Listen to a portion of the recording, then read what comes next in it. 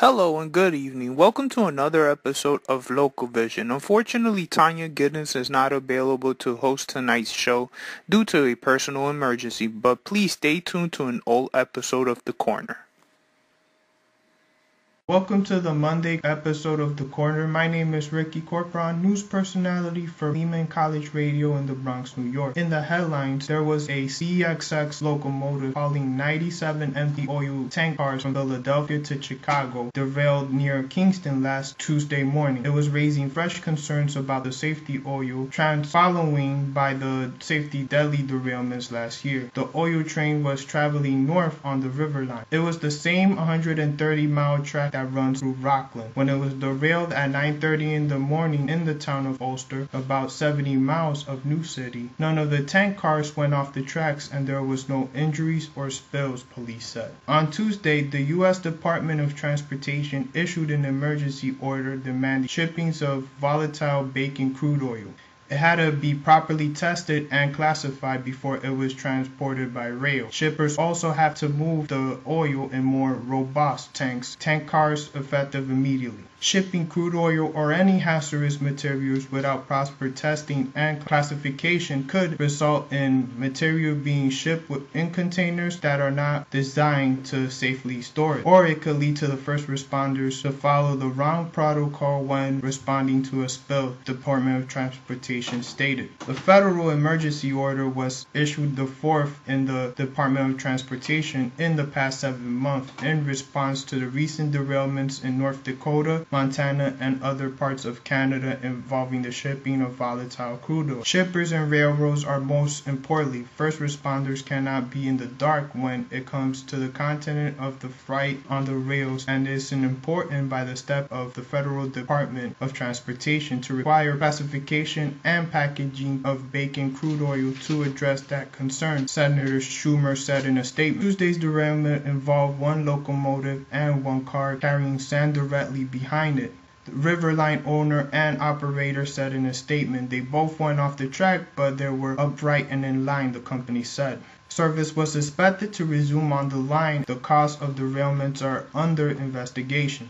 There hasn't been any major derailment in the CSS train in Rockland in a decade, prior to 3 in 6 years. We used to have a lot those there, said Gordon Wren, Rockland County's Fire Emergency Service Coordinator. We put a lot of pressure on CXX to improve the tracks. The River Line is inspected visually twice a week, plus several times a year. Sophisticated equipment that can check the condition and the stability of the rail structure, CSS said. There has been an increase in scrutiny oil shipped by the train derailment in recent months, especially which trains travel in a typical week. 14 oil trains made up of 80 to 100 tank cars, each holding close to 30,000 gallons of baking crude passing through Rockland, a recent news story revealed. Last Tuesday's train derailment in Kingston underscores the point. A new visual pipeline is carrying crude oil straight through the Hudson Valley and bringing it without a new level of risk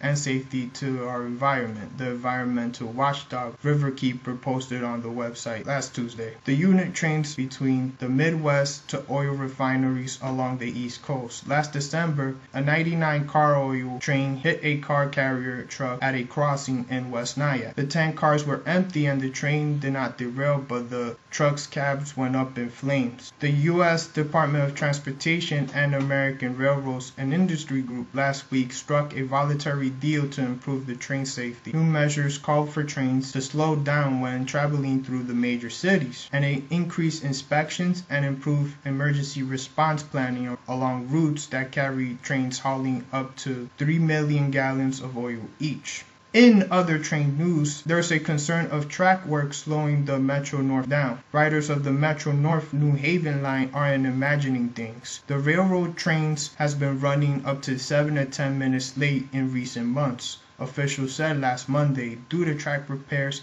and speed restrictions arising from a pair of dangerous accidents last year. It means it caused headaches for riders and the Metropolitan Transportation Authority, which faced criticism from the customers and public officials in New York and Connecticut about late trains over the past several months. The slow service is partly a result of the repair effort that has been underway across the 384-mile rail network since the May 17 derailment and collision of the two trains near Bridgeport, Connecticut, which caused dozens of injuries within riders. Federal investigators said that they believe there was a track defect in a factor that caused the crash, and the MTA launched a survey of all its right-way to determine where greater rebuilding of the support structure beneath the rails, especially the improvement of drainage, was needed to ensure that the tracks were secure. Since the summer, newly detected flaws in the rail bed have triggered an increase of go-slow orders, such as derivatives for trains to travel at a reduced speed in sections and where the tracks aren't as stable as they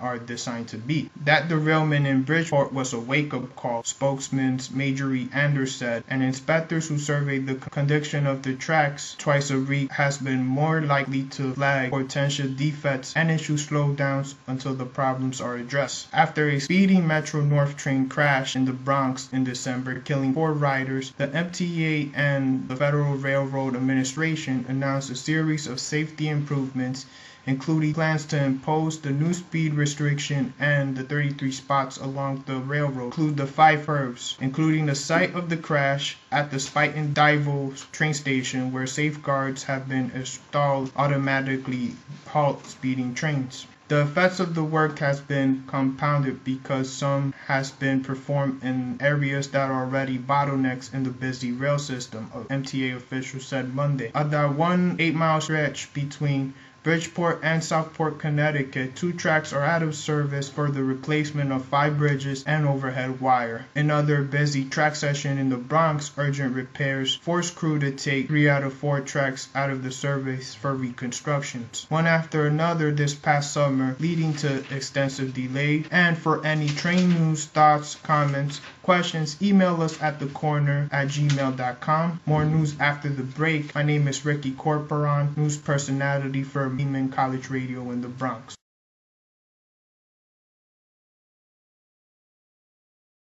Hello, welcome back to the Monday episode of The Corner. My name is Ricky Corporon, news personality for Lehman College Radio in the Bronx, New York. In the headlines right now, there's been a tough budget crisis for Governor Christie. New Jersey Governor Chris Christie has diminished a political posture in public polls and faces stiff fiscal challenges as he prepares to deliver a spending plan to the legislation on Tuesday. The Republicans' ability to negotiate a budget with the Democratic-controlled legislature will be the first significant test of his capacity to govern since a scandal that erupted over his administration role in the George Washington Bridge, which caused lanes to close and caused a severe traffic jam in Fort Lee, New Jersey, allegedly for political purposes. Mr. Christie has fired a staff member and apologized for the closures, but Democrats have been embroiled to oppose an administration that have worked on the significant legislation in the past, further complementing the fortunes, the state's fiscal troubles, and the Democrats' competing vision for those tackling these problems. New Jersey's recovery from the recession has trailed in the nation's job growth, which in turn has dampened the tax revenue growth, economics said. Tax collections have fallen short over Christie's projections, with the exceptions of sales tax and the budget that is running deficit, according to the New Jersey Political Analysis and the State of Legislative Service, which is a nonpartisan arm of the legislature. Additionally, revenues from a sales tax on internet gambling are trailing from the budgeted amount of $160 million and would have grown more than tenfold to reach that projection, according to Legislative Services. Meanwhile, credit rating firms have taken over the issues with the state current budget and the current budget that surpassed over a surplus of 81%. The national average was about 5%, according to the Moody's Investigator Services.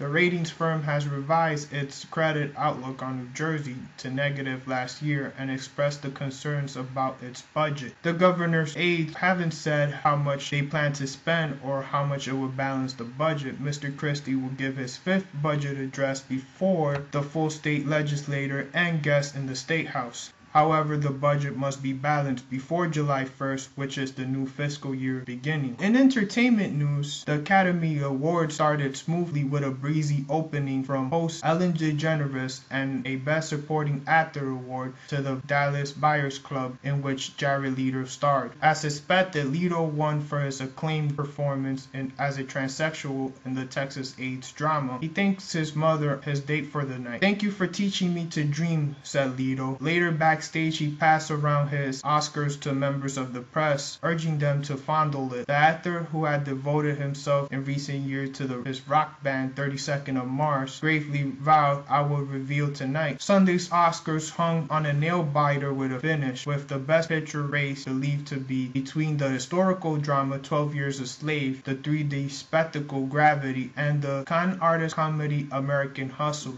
DeGeneres alluded to the options in her opening model. Possibility was 1, 12 Years a Slave wins Best Picture, she said. Possibility 2, you're all racist. I know, inside joke. Her opening was over in the Los Angeles Dolby Theater, which had far more mixed reactions to last year's We Saw Your Boobs signing host Seth MacFarlane. She chided Leto and mocked Jennifer Lawrence for falling on her way onto the red carpet, just as she did when she's accepted the Oscar for last year's Silver Linings Playbook. When Lawrence hit the carpet and waved to fans, she collapsed in a heap of laughter. "If you win tonight, I think we should bring you the Oscars," said DeGeneres to Lawrence. Nominated for her performance in American Hustle, Disney's global hit Frozen won Best Animated Film, marking somewhat remarkably the best studio win in the first 14 years of the Best Animated Feature category. Pixar, which Disney owns, has regularly dominated, with the box office that recently passed 1 billion globally. The film was sure to be the biggest hit to take home an Oscar on Sunday. Even though the Oscar ceremony was usually a bit glitzy, separate from the real world happening, international events were immediately referenced. In his acceptance speech, Leto addressed the people in Ukraine and Venezuela. "We are here as you struggle to make your dreams happen, to live the impossible. We're thinking of you," said Jared Leto. Russian-owned broadcaster Channel One Russia said that it would not broadcast the Oscar because of the necessity for news coverage of Russian invasion of the Ukraine Crimea Peninsula. Instead, it would transmit the Oscars early Tuesday morning, local time. Venezuela protesters via social media urged Oscar winners to bring attention to their plight. Anti-government protests have roiled in the country in recent weeks. DeGeneres gently mocked Hollywood's insularity, referencing to the headlines that would swamp the Los Angeles area lately with a slightly less serious news event. "It has been raining," said DeGeneres. "We're fine, thank you for your prayers." After a blustery few days of torrential uppours, Hollywood was ready for a smooth sailing. In DeGeneres' less controversial hosting and crop of seemingly surefire winners at Sunday's show, Gravity is expected to lead the ceremony in total of few awards, cleaning up the technical categories, but it won for Best Visual Effect, an award likely to be followed by more for cinematography and directing. Mexican filmmaker Alfonso Cuarón is considered a lock for Best Director for seemingly marshalling a new digital technology to render the Lost in Space drama. He would be the first Latino filmmaker to win the category. Other early winners included The Great Gatsby for Best Costume Design and for Best Makeup and Hairstyling for the low-budget Dallas Buyers Club. Any thoughts and or concerns of what you heard so far, email us at thecornerradio@gmail.com. For more of your news needs, stay tuned to manhattan.rcityradio.com, where you have Gabe Lorenzo debuting for the sports personality. My name is Ricky Corporon. I'm your news personality.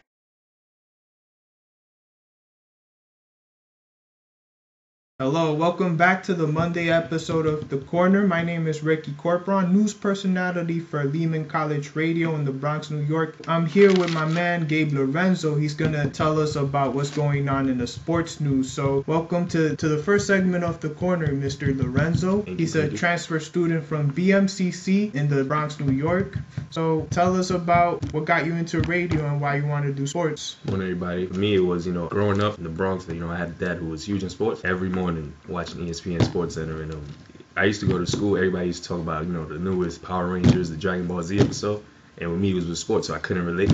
So after that I just fell in love with baseball. From there it was basketball, and then just sports all over the place, and that's all it has been since then. Actually, I've been a sportsman myself, like a little bit. I used to play football and I used to wrestle in high school. Yeah, I'm big on all that too. Yeah, and then when I got up to like college, I used to talk about sports on a political news station, which is pretty rare, but we just talked about sports. I went to ESPN with my internship up in New Rochelle, and I sat on the Mike and Mike chair. I did a lot of amazing stuff in ESPN. I sat on the Mike and Mike chair, the first take chair. They just added on Pro Tools and Final Cut Pro, things like that. Final Cut for video and Pro Tools for audio. I know that was a great experience for you, though. Yeah, it was amazing. I can't wait until I work there in the near future. But anyway, tell us about what's going on in sports. The Knicks, first and foremost, last night versus the Bulls, no good. they lost last night. Noah had a triple-double, fourth career triple-double, most assists by an NBA center since 1985-86 season.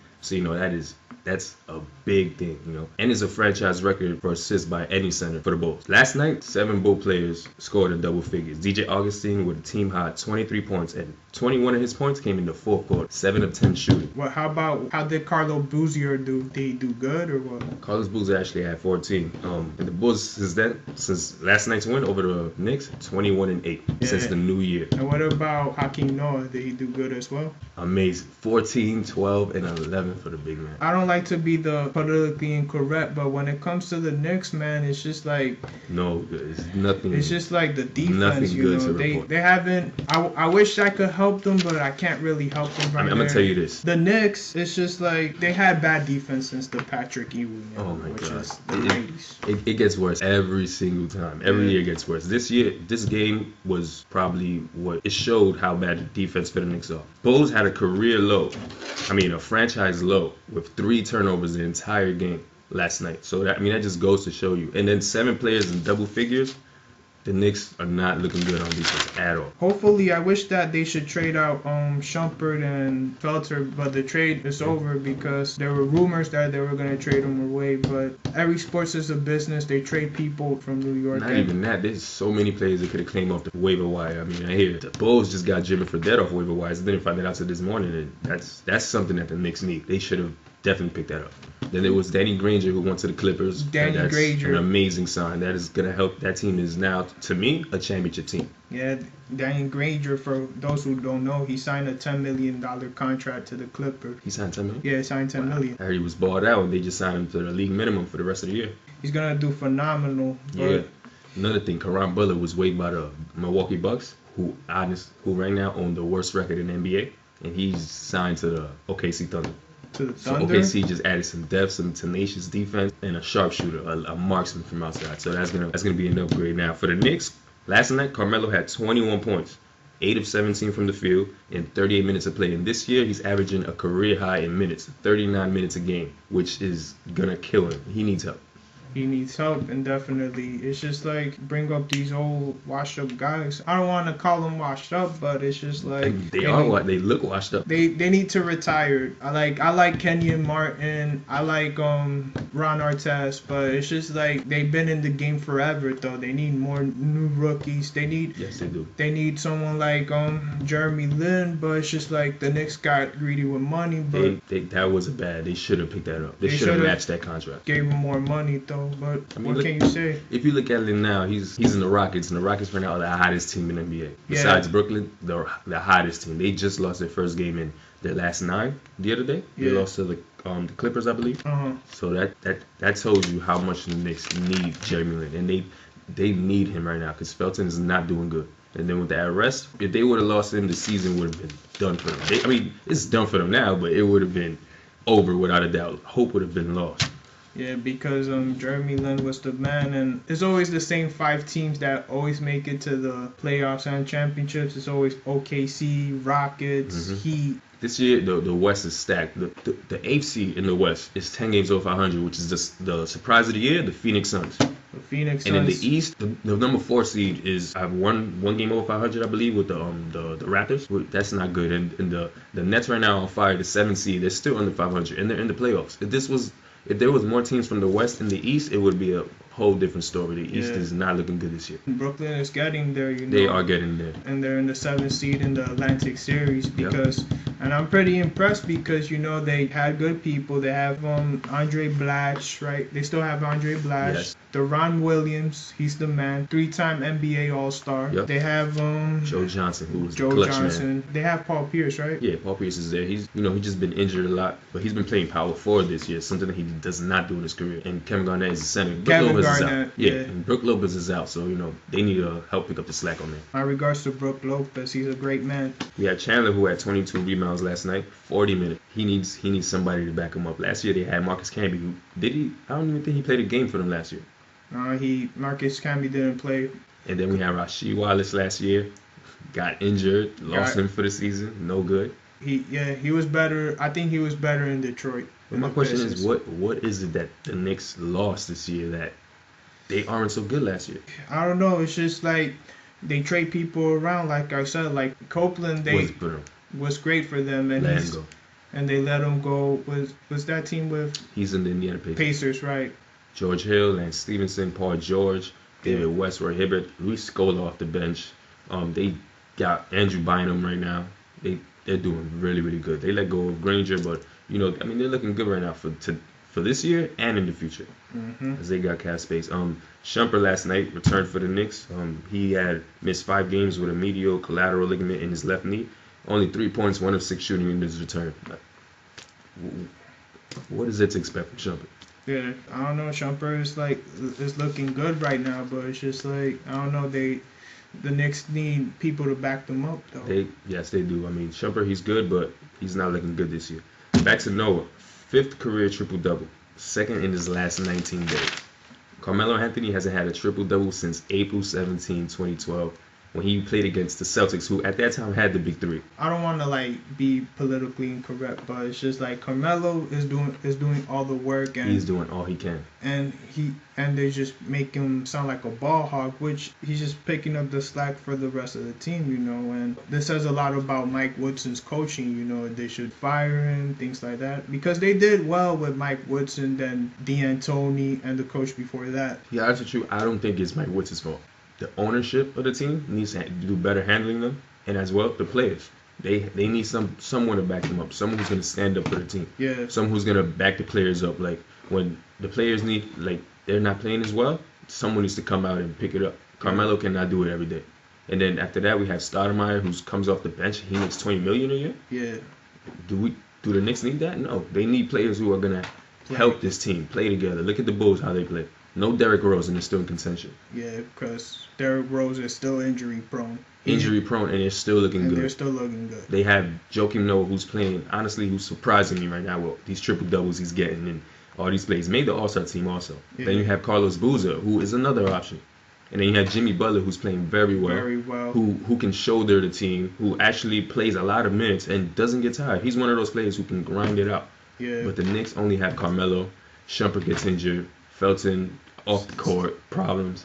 Stoudemire chronically injured. And J.R. Smith. J.R. Smith. Yeah. I forgot he was even on the Knicks. Is he still on the Knicks? Well, he's still on the Knicks, but there's some problems with that problem with the shoelacing incident, weed possession. I gotta admit, he was pretty good when he was playing ball with China. He was scoring threes out of nowhere when Steve Novak backed him up, but Steve Novak is in Toronto. That's another problem the Knicks have. They don't like to stay together. They like to always try to get players. You have to stay together, play long enough so where your teammates can grow together and learn how to play with each other. Yeah. No team's just gonna come out of blue and just win. Yeah, it takes more than hopes and dreams to play. The Raptors right now. All right. Any final thoughts? Knicks need help. Knicks need help. I wish I could help them, but I can't.